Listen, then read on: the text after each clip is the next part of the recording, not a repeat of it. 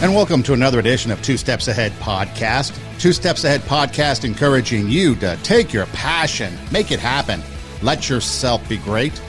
I'm Son Edom, and coming up on the show, we are going to talk about extreme work. Well, what does that mean, extreme work? Well, let's talk about it and find out. So I was watching a video from Queen and Freddie Mercury. It was the last song they recorded, but the last video that they recorded that really kind of stuck out. And it was, These Are the Days of Their Lives.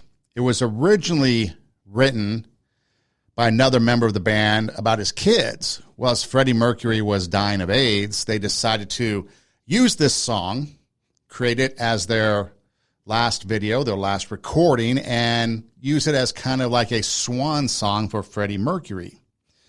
Now, at the time of this recording, like I said, Freddie Mercury was pretty sick, but he would get up when he could. He would make his way to the studio, and he would, as they say, take a shot of vodka, stand there, maybe leaning up against the speaker stack, mic in hand, and he would sing the song. Now, the band and people in the know knew that Freddie's voice wasn't quite the same because he was sick, but he would still nail the notes. He would put all his effort into it. And then when he was doing the video, he was still there, looking over the tracks, the cuts, the video, saying that maybe we could do this a little different, maybe do that better, maybe look at the costume and the makeup and everything and make sure everything was just right. And when they finished it, then it was shortly thereafter that he passed away. And you start to think about this. You start to think about that work ethic in him, that extreme work, up to the point of he's, a few moments, a few days, a little bit of time left, and he's still doing what he likes to do. He's still doing his passion, and he's making it happen. And he's out there giving it his all, despite how he feels. And oftentimes I sit back and I think, what do I do that keeps me from having that work ethic, or that keeps me from having that drive in me? People that know me know that I'm driven. I am pretty particular the way I see things and how I want things to go. I don't settle for just anything. The concept of like go big or go home is kind of relevant, especially when it comes to entertainment type things that I'd be involved in. I remember there's many times when, for example, I was working at a college and I was overseeing the radio station, and I'd spend countless hours on the radio station, and people would ask me, why are you still here? Why you spend so much time there? It's because I enjoyed it. It was a lot of fun. But then we would put together things like a glow party for a back to campus in the fall, back to campus, welcome back type thing. And things had to be just so. Had to make sure that we had plenty of lights, had to make sure that we had accessories like glow sticks that we could pass out to people. Make sure we had giveaways. I remember getting in trouble even for stuff that I wanted to do, like give away Ariana Grande tickets and Ram tickets. And there were other tickets given as giveaways, not just, little things. I wanted it to be big. I wanted to make a statement. And so I'd have to push back against the naysayers and people that wanted me not to do that type of stuff. Because, again, it was untraditional. Had to change the culture. And then, of course, there are people that were kind of jealous of those ideas because no one had ever done this before. Raise the standard. Bring out the inner greatness of the program. And so sometimes I feel that I do hit that Freddie Mercury-esque type drive that drove him to the recording studio day in and day out when he could in his final days to record the song. And I encourage you to go watch the video. There's even a kind of a documentary about the final days, that whole thing that was being recorded. And it's fascinating to listen to and to talk about. But as I was watching that, and as I was kind of absorbing everything that was going on with Freddie Mercury during that time, started making me think about, there's a work ethic, but then there's what you might call extreme work. Summertime is always a time where people go on tour. okay? Obviously, coming out of the pandemic, people are excited to get back on the road. And you think about these artists that are out there hitting the road. You know, maybe if you're a country music fan, I know Garth Brooks recently wrapped up a tour and it was successful. But then you think about someone like Elton John. Elton John's 75 years old. And from September 7th of 2022, so as of this recording, a little bit later in the year, to July 8th, 2023, he's going to be putting together 71 concerts around the world. In the U.S., I think he's going to New Zealand and then back to the U.K. But at 75, doing 71 concerts. No wonder why his middle name is Hercules. But you think about the work that goes into that, and you know that his performance in concert one versus the final one is going to be the same, if not better, because you're performing in front of your home group. So maybe you get that inspiration a little bit more, that motivation, or that whatever's inside you that drives you to want to have that grand finale, right? The grand finale is always something that we look forward to. And fireworks shows, you get the fireworks show, and it's like, oh yeah, this is cool. But then the grand finale hits, and it's like, boom, that was it. And so you got these artists, and you think about, you know, like someone like Elton John, 75, touring the globe, performing, and then other concerts that are out there this year. You think about the longevity of these people. Sure, they've had their ups and downs, their obstacles, their hurdles, whether it be drugs, whether it be relationship issues in the band, whether it be egos, but they would always come back together. Aerosmith's out touring. And I know there's some issues with Aerosmith and some health issues and things, but they're out there and they're trying to get that tour going, and they're trying to overcome those obstacles to keep the tour going. But they're out there. They're planning it. They're putting it out there. You think about Sting. Sting's doing another tour, and he's going to be out there doing a number of dates. I think 41 dates over 3-4 months. And again, you think that might not be a lot compared to the old days. You know, back in the mid-'80s, I think it was Bruce Springsteen, his Born in the USA tour. I think it went like 2 years. I think it was like he left single. 2 years later, the tour was done, and he came back married. But things are different now, and we're still coming out of the pandemic era. I think it was Bon Jovi recently, another group that has been together for almost 40 years, if not more.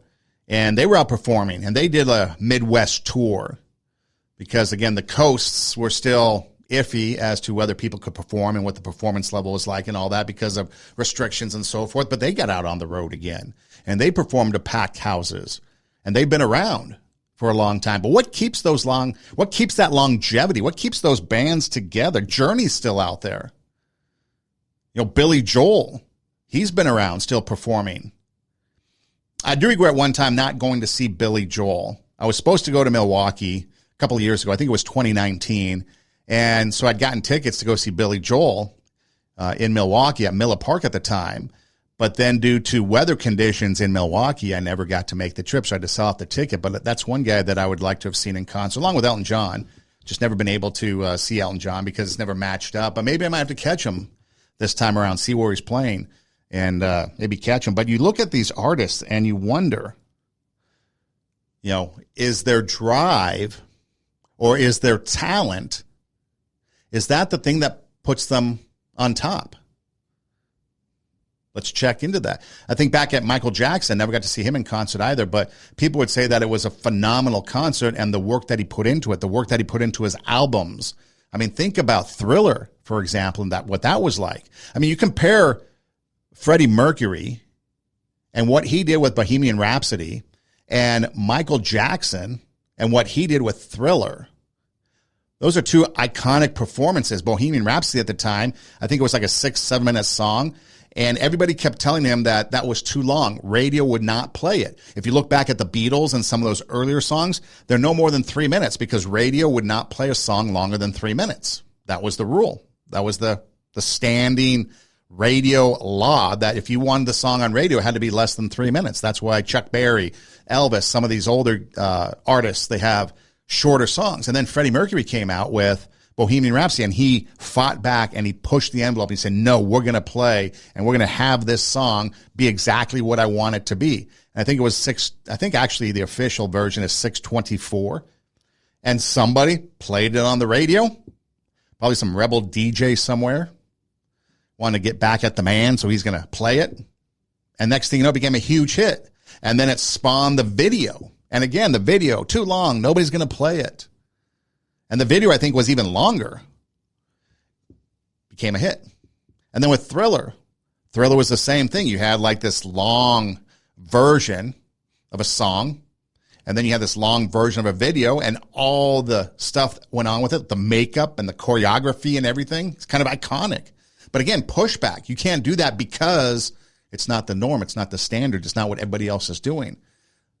But they pushed and they said, no, we're going to do it. We're going to do it. But what caused them to do that? Is it just their talent alone?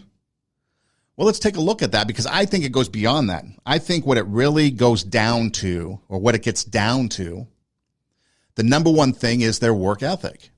You talk to anybody that is a successful person, and they will tell you that talent gets you only so far. It's the work that you put into it. It's the practice, hour after hour after hour. It's the planning that goes into it. It's the creativity and the time that you focus on your project. You got to put the work in. You got to be able to have the ability to put time into whatever it is that you want to do to make yourself successful. You think back to some of the greats, like, for example, athletes, I guess, would be the one area that you could really see work. You know, they go to practice, right? You think about musicians, and sure, they're writing songs. And then for some, it comes easy. There's like no effort at all. I remember a story about John Bon Jovi when he got the deal to do Young Guns, the soundtrack. Apparently, he kind of wrote the whole album in his head pretty much on the way back from the meeting in his car, and he was able to bang that thing out pretty quick. So sometimes it's easy for people, and you have this knack to just write things. But you know it wasn't half-assed. You know he put his time, his effort, his energy, and his all into it. But so sometimes it comes natural for people playing the guitar or an instrument. You have to put in the hours if you want to be able to be successful. Do you think Elton John just picked up the piano one day and was like, oh, I can play this, and then like he Schroeder from the Peanuts and playing? No, he put time in. He put effort in. He put planning in. He practiced. All those artists, all those musicians, you think of Slash, you hear his story, just playing the guitar. That's all he wanted to do was sit and play the guitar. And so then you get good at it. The more you do it, the better you get at it, again, if you do it properly. But athletes, I think you can see the transition a lot more in people, in athletes, because they're in the public eye more often. What do I mean by that? Well, take a look at, let's say, Michael Jordan, for example. Okay. Michael Jordan, there was a time when he was early in his career. I believe he was playing the Detroit Pistons in the early 90s before he won his championships. And it was Game 7 against the Pistons, and they lost. And he had to rethink, okay, what is it that's not working for me? So what did he do? He decided that he needed to get bigger, stronger, got in the weight room, put his hands or his life into the hands of a trainer. And so he would go work out. If he was traveling during the season on the West Coast, he would pay for his trainer to meet him in Portland, LA, Phoenix, and they'd go work out. He'd work out as soon as he got off the plane. He'd work out after games. He was constantly working out, putting in the time in the gym. He got bigger. He got stronger. And that then, along with his practice on the court, 6 NBA championships, MVPs, and now arguably, depending on who you ask, one of the greatest basketball players. He is one of the greatest, but is he the greatest? Well, there's a lot of argument over that now because a lot of people have followed him. Take a look at Kobe Bryant. Kobe Bryant was a guy who kind of had the same mentality. He puts the work in. He puts the ethic in. And then what happens is he finds out what's wrong. So early in his career, he realized that his jump shots were falling short. Then he realized that he needed more leg strength. So after the season, he started to put in the weight room, put the effort in to get his legs stronger. And then he'd find out, he'd go talk to people about this, that. How do you do this? What do you do for that? How do you get better here? What did you do there? And then he would put all that advice and information that he took, and he'd put the work in to get better. Jump shot after jump shot after jump shot, free throw after free throw after free throw. So these guys that have natural ability, they don't become successful just based on their ability. It's their work ethic that they put into it. John Wooden, legendary coach from UCLA, he would tell his players that you have to look in the mirror and ask yourself this question. And this is the quote that he said, okay? So you look yourself in the mirror and you ask this question. Did I play the very best I could? Did I give that 100% effort that was necessary for me to be successful? See, when you put forth your best effort, you can hold your head high regardless of the score. And that's one thing that I learned early on because I was a part of a lot of teams that didn't have much talent. You could tell we weren't going to be a championship team just based on paper. Look at the players that we had, look at the team we had, and you compare it to other, we're playing teams that are 6'2", got players that are 6'2", a couple hundred pounds, and we're all like 5'6", 5'7", 5'8". So when you put it on paper like that, you're not automatically going to be ranked to number one or not automatically picked to be the favorite. But there were times that we'd put in the work, and we'd gain successes. We'd improve. Take this for example. Let's say you are a track athlete. You run a distance. Let's say you run the mile. And let's say you run the mile the first time in 6 minutes. That's your personal best. Then you work, and then eventually you get to a personal best of 5:30. Well, let's say you run the 100-yard dash. You start out and your best is 12 seconds. And then maybe you can whittle it down to, let's just say, 11 and a half seconds. And let's say 11 and a half seconds is your best. No matter how much work you put in, no matter how much you do, 11 and a half is going to be your best. That's all your physical ability will allow. How are you going to beat someone like Usain Bolt? Probably not. But what did you do? You improved yourself. You got better. You did everything you can. And we're just talking about physical ability in something that is purely your own self. So now imagine if you took that ethics into a business. You took that work ethic into creating something, your passion, whatever it is. Imagine what would happen if you took that work ethic that got you that, half a second faster because you worked on getting out of the blocks better. You worked on breathing techniques. You worked on stamina. You worked, and you improved and got personal best. See, there's nothing wrong with having a personal best because, again, if you put your 100% effort into it, that was necessary for you to be successful because you're successful at it. Now, in other areas, maybe not athletics, but maybe business, you have an opportunity to take that same work ethic and make it to the top. Be number one. Maybe you write a bestseller. Maybe you paint a picture that's going to hang in a museum because you put the work ethic into painting, studying, strokes, color combinations, highlights. You see, so it also depends on what you're doing. But when it comes down to it, I often think about what Martin Luther King Jr. had to say in this speech right here. What I'm saying to you this morning, my friend, even if it falls your lot to be a street sweeper,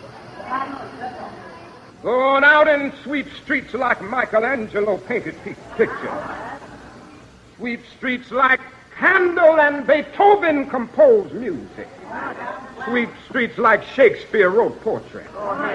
Sweep streets so well that all the hosts of heaven and earth will have to pause and say, here lived a great street sweeper who swept his job well. If you can't be a pine on the top of a hill, be a scrub in the valley, but be the best little scrub on the side of the reel. Be a bush if you can't be a tree. If you can't be a highway, just be a trail. If you can't be the sun, be a star. It isn't by size that you win or you fail. Be the best of whatever you are. And when you do this, you've mastered the length of life. See, I think that sums it up pretty good. Be the best at whatever your lot in life is. Maybe your lot in life is to be a mother, a father. And so maybe you turn down dreams of whatever they were to be something because you wanted to be the best parent. And so you wanted to be there for the kids. I read something. Actually, I was watching a video of Elon Musk. No, it wasn't Elon Musk. It was a dude from Shark Tank, I believe Kevin O'Leary.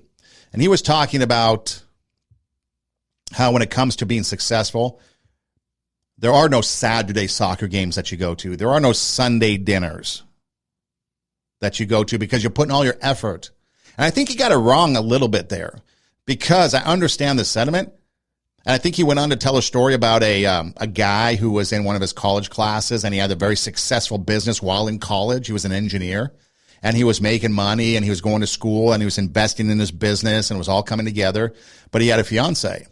And his fiance was telling him to quit the business, just do school, and then invest time into her and their life together, I guess.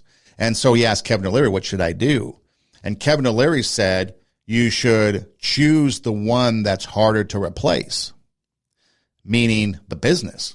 You can always find a fiance, I guess. I don't know. I guess that was his point. But he was like, choose the business. Now, again, I disagree with him a little bit because then where are your values? You know, do you really want to have a child just to neglect? Do you want to have a spouse just to neglect and not be around? Now, you might need to wait and find that specific spouse that understands what it is that you're going through or what it is that your work ethic is like or what it is that you want out of life and find that compatibility. But it takes a special person. Think about military wives. Sometimes for military wives or police wives or first responder wives. And you think about these different spouses. It could be a husband of a military member, of a first responder, of a nurse, a doctor. You think about these spouses and what they have to go through. And sometimes it takes a specific type of person and personality to fit with those schedules. And so Michael Jordan, he put in the weight room work. He got bigger. He made a quote one time that said, everybody has talent, but ability takes hard work. You might have the talent to do something, but if you have the ability to do it, then you've put in your time. Ever ask yourself, hey, I'm talented, or people tell you you're talented, but then you have nothing to show for it because maybe you did not put in the hard work that was required of you to take that talent, turn it into ability into success. It takes practice and experience. See, practice isn't the thing that you do when you're good. It's the thing that you do that makes you good. That's what practice is. I had a coach one time tell me that, you heard the saying, maybe practice makes perfect. Well, he changed it and said practice makes permanent. Perfect practice makes perfect. And I see the analogy there. Because successful people have the willingness to work, but they want to work and do it right. Your note is off if you're a singer, so you practice that. Your band, your rehearsal, it's just not right, so you do it over and over until you get it right. Because then when you get on the stage, it's going to sound good to the audience. I've been to a concert that was really bad, and you're like, whoa. Or I remember back in the glory days of metal bands on the Sunset Strip, sometimes they'd hit the stage and they were just wasted and you could tell they were wasted and they played really bad and you're like, dude, what am I doing here? But then there'd be other times that they would just write on and it was like, whoa, this is a good show. Because they put the work in. They put in the proper work in. A mathematician once wrote, it's the hard work that makes a difference. I don't care how smart you are or how smart you think you are. Smart simply means you're ready to learn. Being smart is just basically you're ready to learn. Think about that. It's hard work that makes a difference. I don't care how smart you are or how smart you think you are. Smart simply means that you're ready to learn. So talent simply means that you're ready to practice. Ability is the result of hard work that you put in. So no matter how talented you are at something, that just means you're ready to work. Put the work in. I know there's times where people would complain about having to work extra hours, overtime, staying late at the office. But if you are enjoying something, if you enjoy what you do, if it's your passion and you're making it happen, then it's not work. All those hours I spent at the radio station, it wasn't work. It was fun. I enjoyed it. Sometimes I felt bad that I had to leave. But then again, I went back to balance. I needed balance. So if you find yourself not enjoying what you're doing, then maybe you're just simply not doing what you're passionate about. And maybe you should find a different passion. Maybe you have lofty goals. Maybe you're bank president.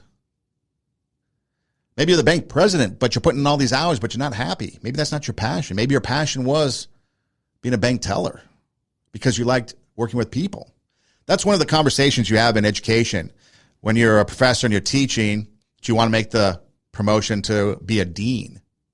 A lot of people don't want to do that because you're taken out of the classroom now and you can't teach.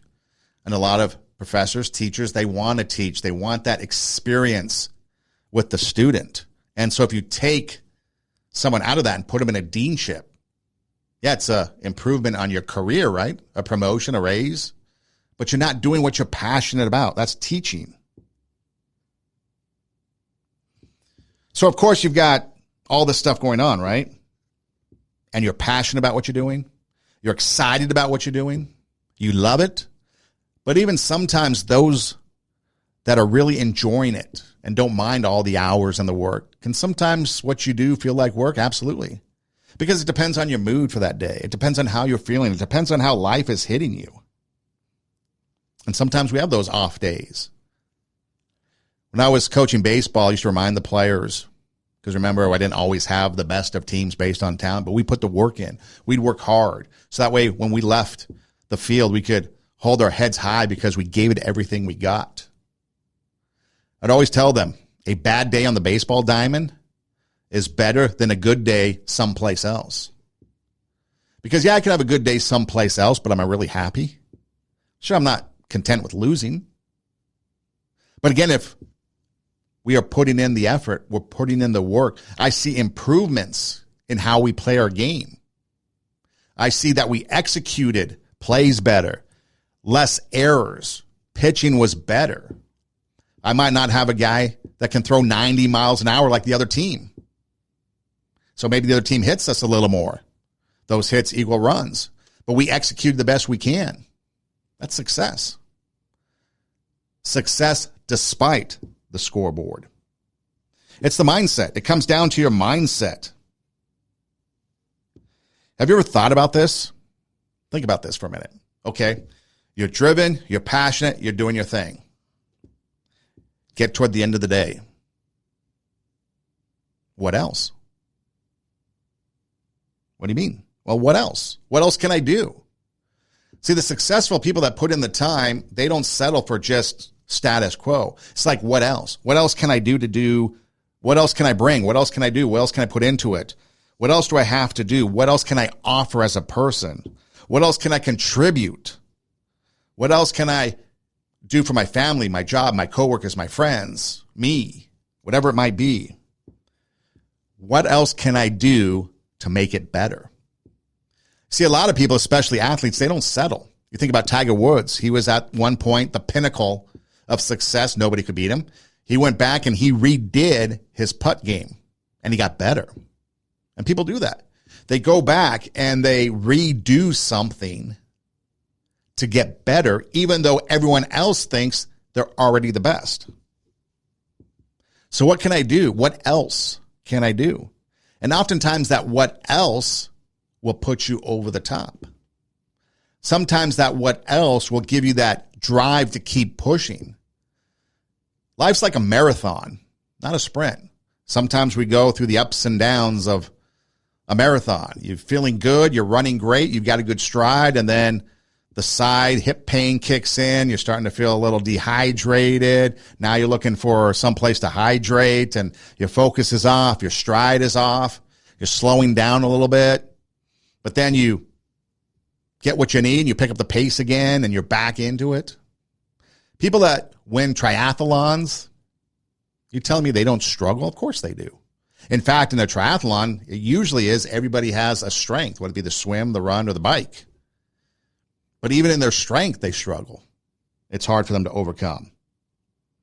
You know, some profound guy somewhere said this. He said that the road on the extra mile isn't crowded. It's not crowded on the extra mile. on that road in the journey of life because people have stopped. They've gone home. They've done other things. You go the extra mile, you might be out there all by yourself.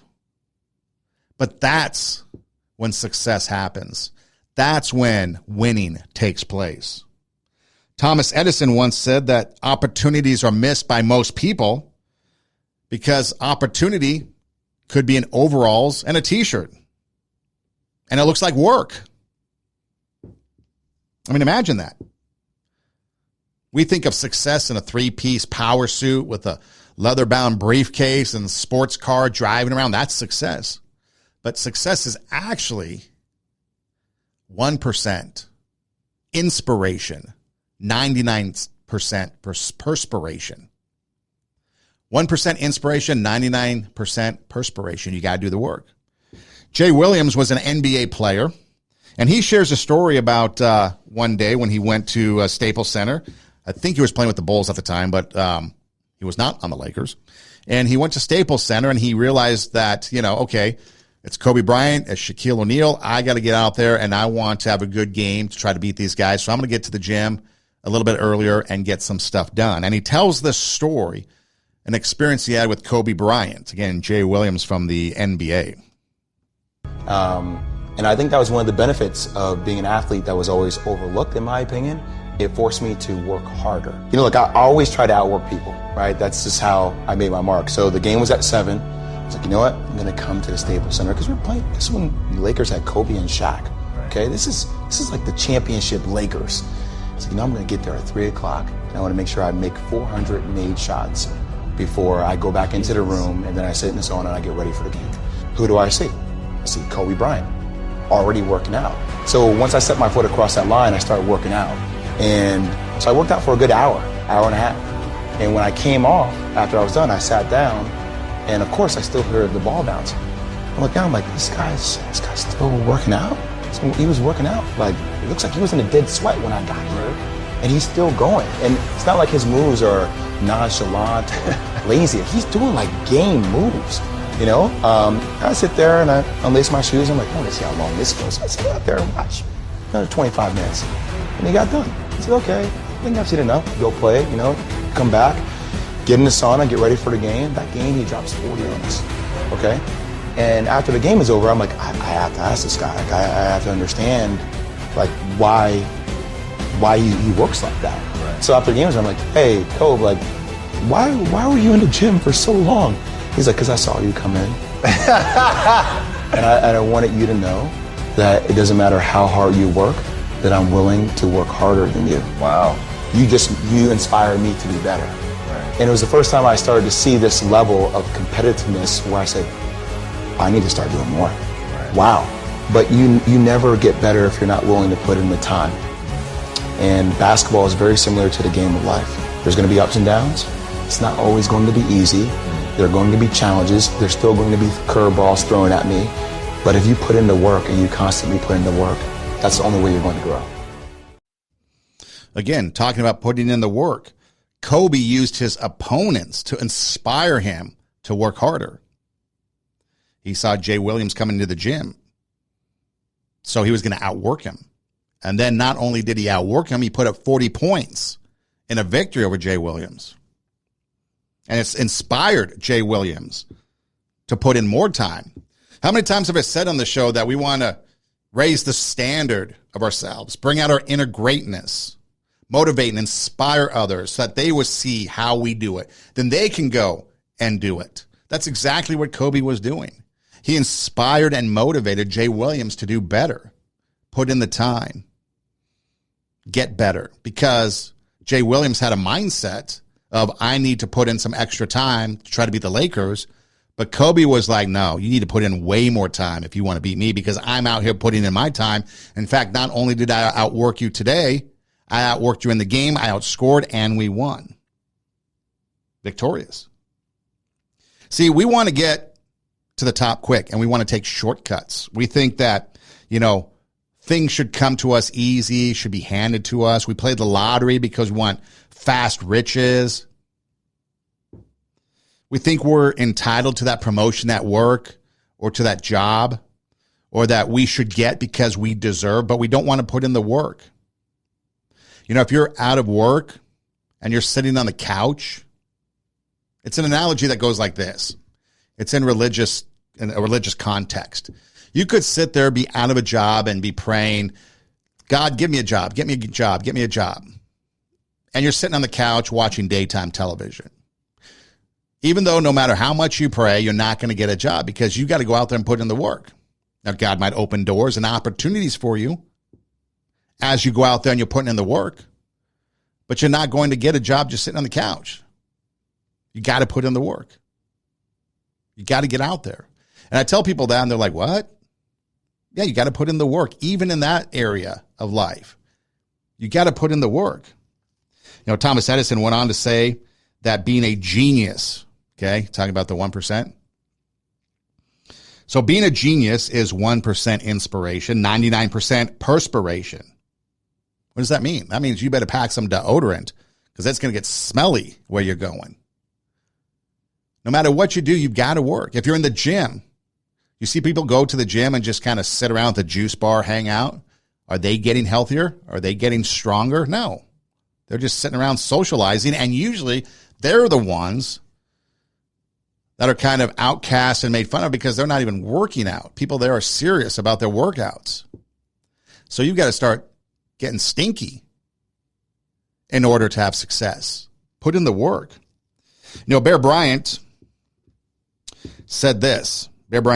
I was determined to outwork everybody, and I worked day and night to outwork everybody.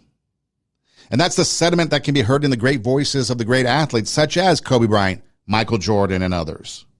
What about George Lucas? Not an athlete. A movie mogul. Star Wars, anyone? Plus other things. Working hard is very important. You're not going to get anywhere without working extremely hard. Quote, extremely hard. You got to put in that extreme work. You can put in the work, but is it extreme? Are you outworking somebody else? Are you in the gym of life before your opponent? Are you staying there long after your opponent? Are you doing what's necessary to prepare yourself to become successful?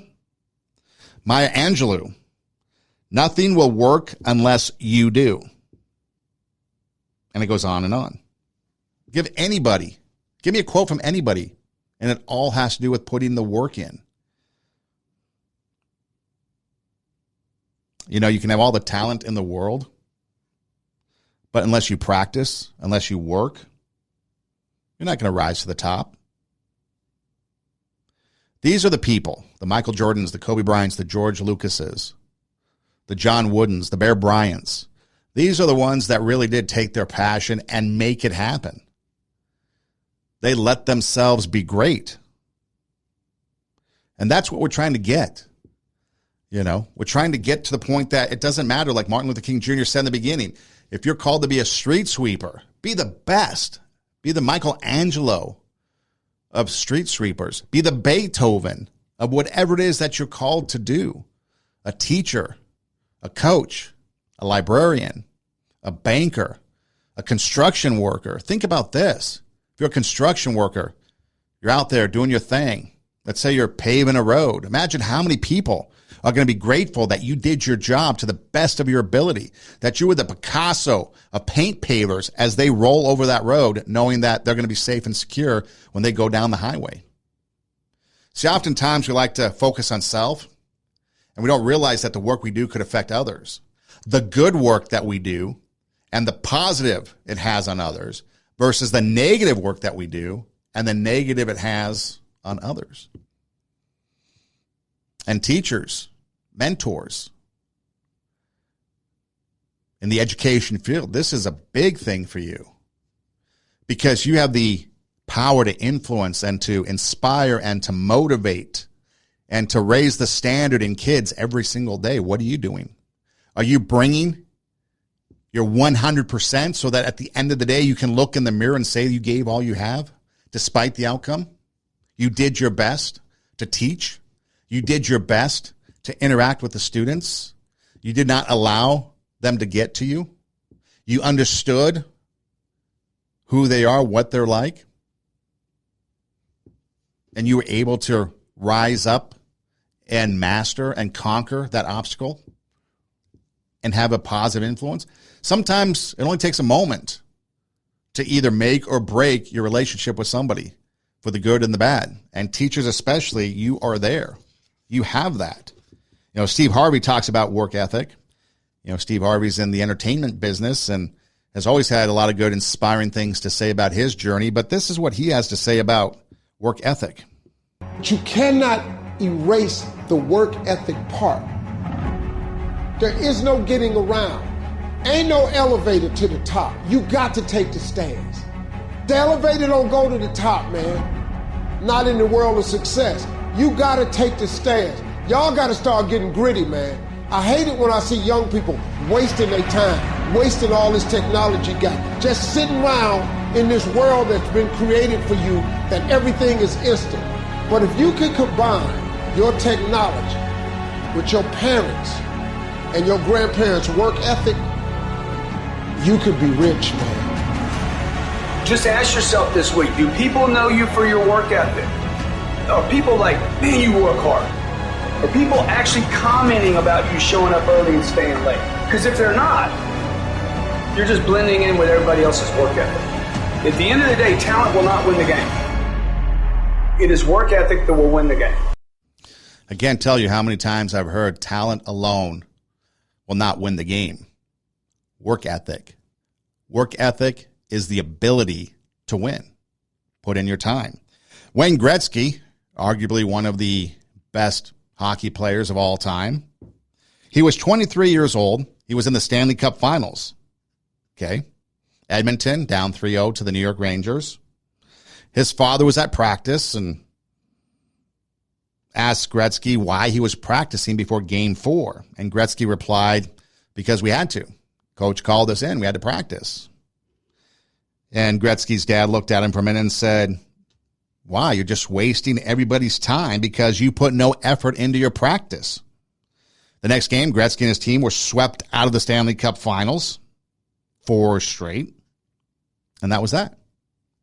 Later that summer, Gretzky and his dad, they're at the grandma's house, and grandma's 79 years old. She's still working hard around the house. Dad points to Wayne and says, she's 79 years old, still working hard. You're 23 in the Stanley Cup playoffs, and you wouldn't even practice. Apparently that hit home, because from that moment on, Gretzky worked hard every single day and went on to become so successful that his nickname became the Great One. What do you want to be called? Do you want your nickname to be the Great One, or the one that was never there, the mediocre one, the mild one, the lazy one, the one that wouldn't put the work in, the one that everybody else had to bail out? Remember in school, there was always, you had to work in groups, right? Maybe it's groups of 3 or 4. There was always the one that did the most work. And part of the reason for that is because they wanted to. They didn't trust their partners in the group because they wanted to get the A, and so they felt they had to do the work themselves in order to get that. Then there was a couple that would put in work as much as they could, as much as the leader would allow them, and they would contribute. And then there was the one that was just the lazy one that would sit around and do nothing and let everybody else do it, and then they'd all get the same grade. And it didn't seem fair that the one that put in no work would get the same grade as someone that put in more work. Now, again, there's a lot of stories that can come out of that, or life lessons that can come out of that. But the point is that that person that was lazy and did nothing and allowed others to do it isn't going to get very far in life. Because at some time, you're going to have to rise up on your own. And will you rise to that challenge? Or will you just coast? Do you allow for a mediocrity to live in your life? Or do you want it to be better? Do you want things to be a certain level, but it's hard to get there because you don't have the work ethic? You know, a lot of people sit there and they have dreams and aspirations. And you talk to older people and you talk to them about their life and how they thought life was going to go, and it might not have gone the way that they wanted. And so they're kind of disappointed. You can kind of tell the tone in their voice is disappointed. But did they put the work in? Or did they allow themselves to be lazy? Did they allow other things in life to take control? Do they become complacent? See, being self-motivated is one of the hardest things that you can be. We all need somebody pushing us. But if we're not around people to push us, we got to push ourselves. And oftentimes, that's hard to do because we get complacent. We get lazy. We bring our standards down to everyone else around us instead of continue to rise up, get better, bring others up. Others might not want to rise with us.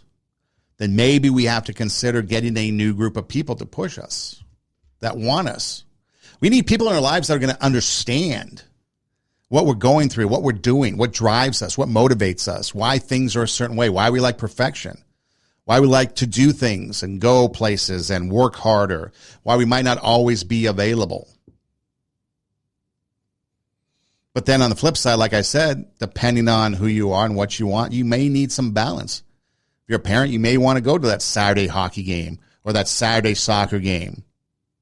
Maybe you want to have Sunday dinner. Sometimes I think it's okay to be able to spend some time with the family. Because in the end, even though we have this work ethic and we have this drive that we want to be successful, and sure, it requires our time, our effort, our attention, our thoughts. But people aren't going to remember us for that empire that we built. They're going to remember us, especially the ones that we were a part of, family and close friends, people that invested in our lives and us and them. They're going to remember us for the time spent. So I think there does have to be a little bit of balance.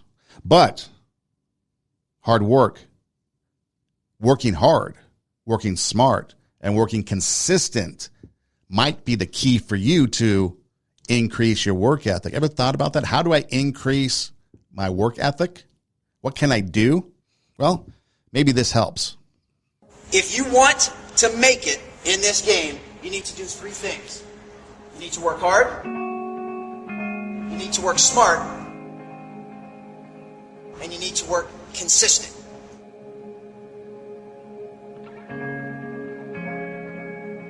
But you have to have all three. See, if you work hard and you work smart, but you don't do it very often and you don't do it consistently, you won't make it. If you work really, really hard and you do it all of the time, but you don't work smart, you're not going to make it. And it goes without saying that if you don't even work hard, you don't stand a chance. Now here's the thing as far as working hard, and I don't blame you if I'm the 10 millionth person who's told you in your life you have to work hard. I guarantee your parents have told you that. I guarantee coaches have told you that. Anytime they interview some celebrity on TV, what did you do to make it? You got to work hard. You got to work hard. What does work hard mean? See, here's the problem. It's a relative term. Each of us defines it differently. What you consider working hard might make him laugh. What he considers working hard, Kobe Bryant might laugh at. Here's how I'm going to define working hard. You take yourself to the point of discomfort. That can be physical, that can be mental, that can be emotional. But you take yourself out of your comfort zone. If you guys want to make it, you have to learn how to be comfortable being uncomfortable. And if you want to be great, if you want to be like the Kevin Durant type player, you have to make working hard a habit. Durant throws it down. Kevin Durant. And then the toucher. Oh, Chris Paul, what a move. And look at the move by Durant. And did you hear the oohs and ahs of the crowd here in Toronto? Curry for three. Wow! Unbelievable! Making it rain in New York. His 11th three of the night. See, Tom Brady didn't become Tom Brady by just his talent alone. He put in the work during the season and in the off season. He worked hard. And that's how all these people, like the clip said, no matter who you ask, how did you become successful? You have to put in the work. You got to work hard. You got to work smart. And you got to be consistent in that work ethic. If you go to the gym and you only work out maybe a couple times this week, once next week, maybe 4 the following week, and you're not really consistent, you're not going to get bigger or stronger. You're not going to be able to achieve what you want if you're looking to lose weight and you some days will eat sugar and candy and fast food, then the next day it's all salads. Well, you're not going to lose weight. You got to be consistent. You got to be smart. You got to stay on course. Work is a relative term. What's hard work to you might be different to me, might be different to somebody else. One of the reasons why Kobe Bryant had such a hard time with Shaq is because Kobe's work ethic was off the charts. Shaq didn't take the stairway to the top. If there was no elevator, he was going to stop wherever the elevator stopped at. He wasn't going to take the stairs. He had natural ability and talent, and he did put in some work, of course. But could you imagine if Shaq had the work ethic of Kobe? Those guys could have won 10 championships in a row. They would have been unstoppable. And that's why Kobe had a hard time with Shaq, because the work ethic. That's why he had a hard time with a lot of people on his team, because he would say, I'm putting in the work. Am I to trust somebody else who did not put in the work with my success? And sometimes you put yourself on an island when you have a work ethic that's above everybody else. You're working hard, but your success is going to be up there. Look at any athlete that's an MVP, a Hall of Fame, holds records. There's a difference between them. If you make it to a pro sport, especially, let's say, quarterback, running back, wide receiver, baseball pitcher, home run hitter, basketball player, okay, you're going to be good. There's a reason why you are in that professional league. Everybody's good. But what makes these people stand out? It's the work they put in off the field, off the floor, off the diamond. It's the little things. Sometimes Tony Gwynn would say that he would see a pitcher and he would pick out a tail that would tip a pitch. It's the slightest of things, but he knew when that pitcher did that thing, whatever it was, he knew a certain pitch was coming. He'd be ready for it. It's studying. It's learning. It's putting in the work. That's part of it. It's not just, a lot of the focus has been, kind of physical work. But what about educational work, mind work, motivating yourself, getting yourself prepared, the whole being prepared for success? A lot of people don't handle success very well because they haven't prepared for it. You get a big contract and you overspend. You don't realize that there's all this money that's taken out for taxes and agents and publicists and all these other things. And so you overspend, and all of a sudden, even though you have a $5 million contract, you're out of money. You got to prepare for success. So as you're preparing to be successful, prepare to have that success. Because if you want it and you get it, then you want to enjoy it and not let success then defeat you. So you got to work hard. And then you got to decide if you're working hard enough. If you don't like the results that you see, maybe you need to work harder. Or if you don't like the results that you see, maybe you need to work smarter. If you don't like the results that you see, maybe you're not consistent enough. And if you look at those three things, working hard, working smart, and working consistent, you might see an elevated outcome in the results that you're looking for. It might make it better for you. That might be a place to start. A lot of people don't know where to start. And maybe it requires baby steps. Maybe you have to do a little bit more, a little bit more, a little bit more. Plan it out.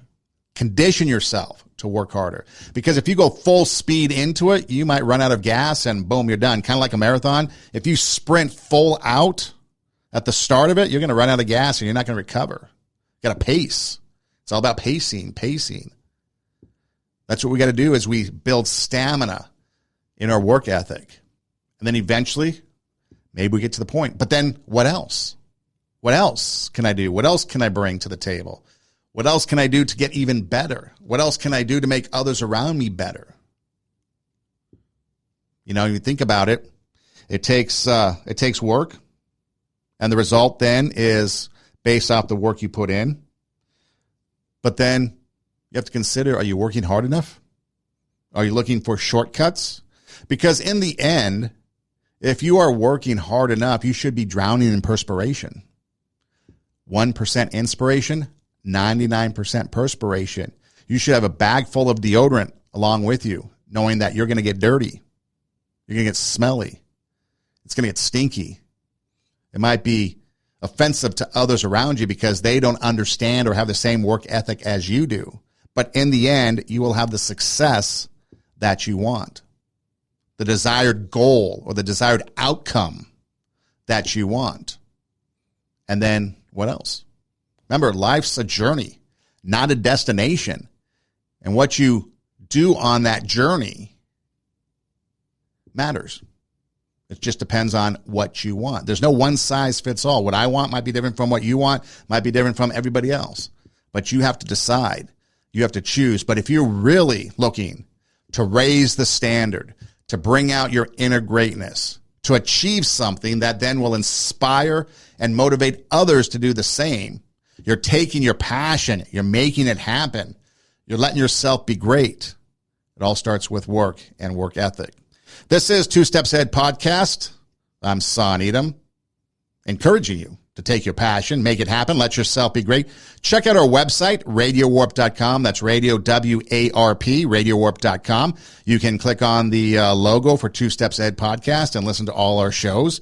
We host our shows on YouTube, the video portion, the audio portion on SoundCloud. In fact, you can subscribe to our YouTube and SoundCloud accounts and never miss an episode. Be notified when new episodes post.